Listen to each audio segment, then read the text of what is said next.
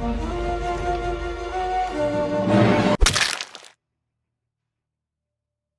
everyone, my name is Oscar. Welcome to the Kill Count. Today we're going to cover John Carpenter's Halloween from 1978. It features the white masked murderer Michael Myers, which is personally my favorite horror villain, and the movie itself is my favorite 70s classic. So without further ado, let's get to the kills. We start off with a classic Halloween pumpkin sequence with the names of our favorite horror movie cast if you're watching this. Were then sent to Haddonfield, Illinois on Halloween night 1963 and start off with a classic POV shot of young Michael Myers watching as his sister and her boyfriend make out on the couch. They later go upstairs for a 30-second session of sex and Michael Myers grabs a kitchen knife and watches as the boyfriend guy leaves. What the fuck is this scene? He then proceeds to go upstairs and grab the mask from earlier and put it on. He then goes in for the kill. He walks in on his sister topless and yeah, why is she doing that with a 6-year-old in the house? But never mind. Michael then approaches his sister and starts stabbing her in the chest. You're doing great, Mikey. Don't worry, you don't have to like check your stabbing. Or what the heck is he doing? Yeah, but never mind. Yeah, so this is the first kill of Michael Myers. His sister collapses to the floor, and Michael Myers leaves the room. He later goes outside to confront his parents, who then send him to a mental institution once they find out what happened to his sister. In the next shot, we're 15 years later at the Smiths Grove Sanitarium. We get a shot of Dr. Loomis and Marion Chambers driving a car to pick up Michael Myers, but they're surprised by mental patients wandering around in the dark outside the sanitarium. When Dr. Loomis goes out to check things up, Michael Myers climbs on Marion's car and proceeds to strangle her through the window. She manages to crawl away from the window, but Michael Myers breaks the second one. She then flees the car, letting Michael Myers hijack the car and drive away for Haddonfield. Dr. Loomis then gets back to Marion, but he's too late and Evil has escaped. Yeah. Then we get taken back to Haddonfield on Halloween and we're introduced to the final girl, Laurie Strode, who is, as you can clearly see, a smart girl. She then meets up with the boy she's going to babysit later that night, Tommy Doyle, and they go to school. On the way, they drop keys to the old Myers house and get stalked by the Shape. Dr. Loomis then alerts everybody at the sanitarium that Michael Myers has escaped and sets off for Haddonfield. We then get a scene of final girl Laurie at school being stalked by Michael Myers from behind his car. When she gets distracted, Michael Myers escapes. In the next shot, we see Tommy Doyle, the kid from earlier, being bullied by some other kids at school. He then gets his pumpkin destroyed. Poor boy. One of the bullies then runs into Michael Myers, but gets to live because, well, he's a kid. And then Michael Myers proceeds to stalk Tommy while he's walking sadly home. I'm sorry for that kid. He then stalks him in the car for a bit, but then drives off to stalk Laurie instead. In the next shot, we see Dr. Loomis calling Haddonfield to get ready for Michael, but they don't really listen to him. And then Loomis sees a car with Michael's clothes, and he gets there, and yeah, he finds out that Michael Myers was there and knows what to do. I guess go to Haddonfield and kill him or something. But he doesn't spot the corpses of this poor mechanic dude stripped and killed by Michael Myers in some way. In the next scene, Laurie is walking back home with her friend Linda and Annie. They get to see Michael Myers in his car and they make a silly joke that almost gets them killed. But yeah, Michael Myers lets them live for now. They then walk home talking about sex and drinking, which teenagers normally do, and Linda goes home while Laurie spots Michael Myers from behind the bushes. She tells Annie about that, and Annie goes to check things out, but yeah, Michael Myers isn't there, obviously. Then Annie goes home, and Laurie gets jump scared by Annie's father, the sheriff. Then Laurie sees Michael Myers through the window, and he somehow disappears while she's still looking at him. Great logic. She then gets prank called by Annie, and yeah, then they go to babysit.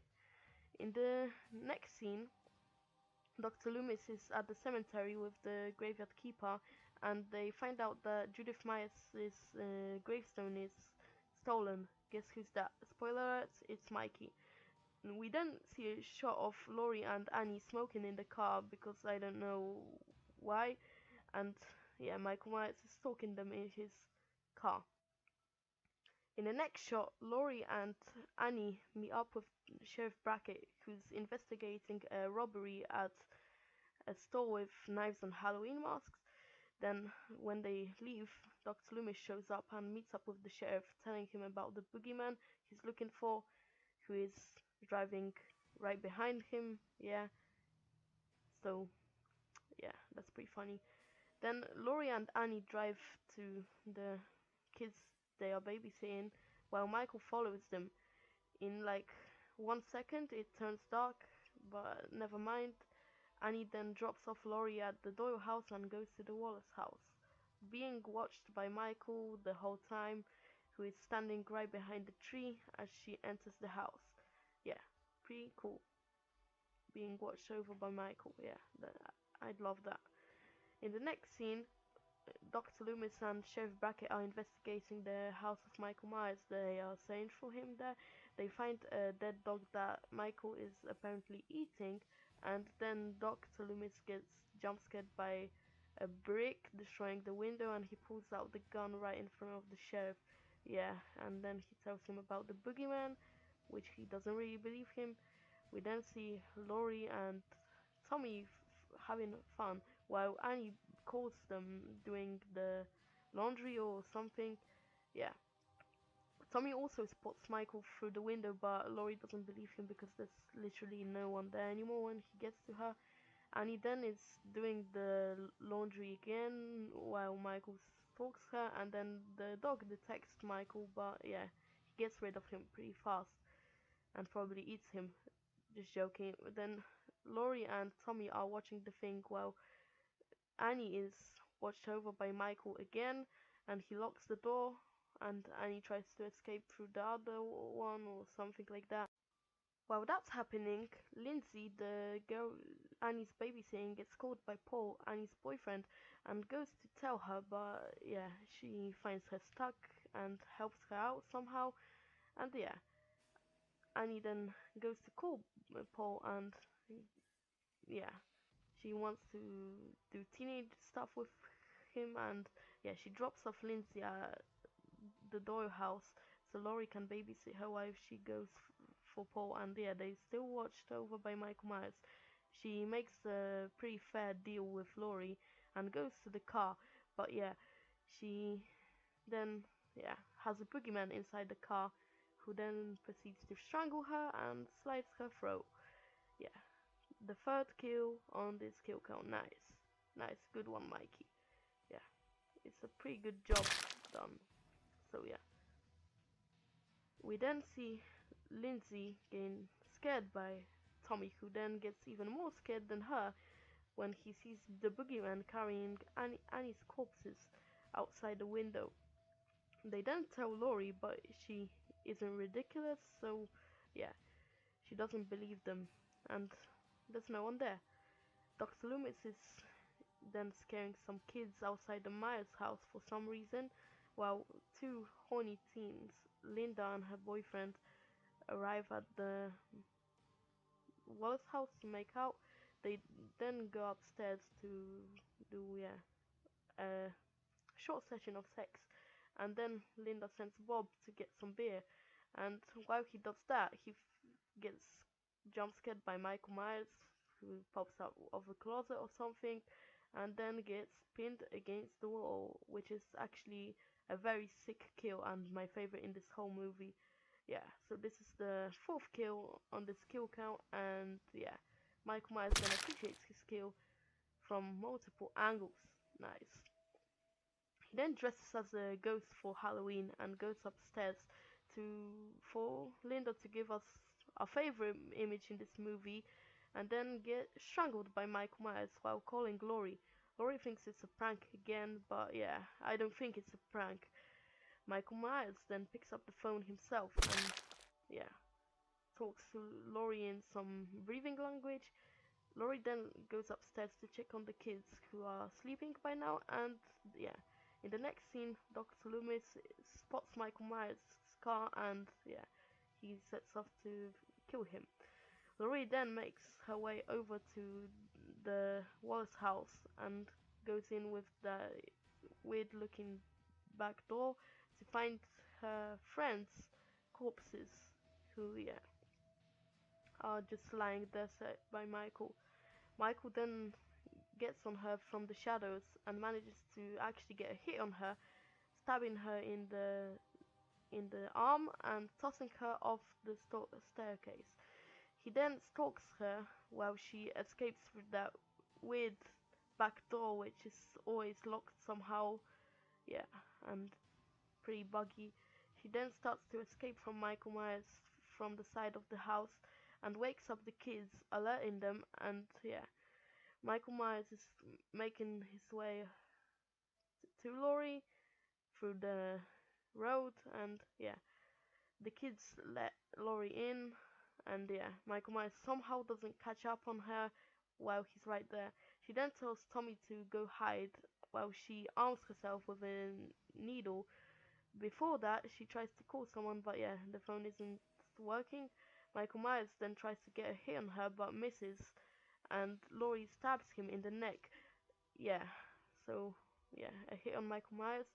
She thinks Michael Myers is dead because he collapses on the floor, and yeah, he looks pretty dead here, but yeah, you can't kill the boogeyman. Meanwhile, Dr. Loomis is talking to Sheriff Brackett, alerting him what's going on. In the meantime, Laurie tells the kids she killed the boogeyman, but yeah, he's right behind you. She then hides in the closet, and Michael Myers proceeds to break it, and yeah, Laurie then gets another needle and stabs Michael in the eye or something. She then grabs his knife and finishes him off in the stomach. Yeah, Michael Myers collapses on the floor once again, but yeah, he's obviously not dead, but Laurie thinks he is, so yeah, never mind. Laurie then tells the kids to run off and get help or something, while Michael Myers is rising behind her, and yeah, Dr. Loomis then sees the kids running out of the house, arms himself and goes in. Laurie is then strangled by Michael Myers from behind, and Laurie manages to peel his mask off, laying his hands off. In, while that is happening, Loomis arrives upstairs and shoots Michael in the head, then shoots him 5 more times, tossing him off the balcony. Yeah, this is pretty cool. Yeah, I actually love this scene. When Loomis explains to Laurie what the fuck is going on here, Michael Myers gets up and escapes. And yeah, Loomis gets pretty scared here. Yeah, he pisses himself. Then we get confirmation Michael Myers is still alive because we get these empty shots with him breathing. So yeah, pretty much it. And then, title card.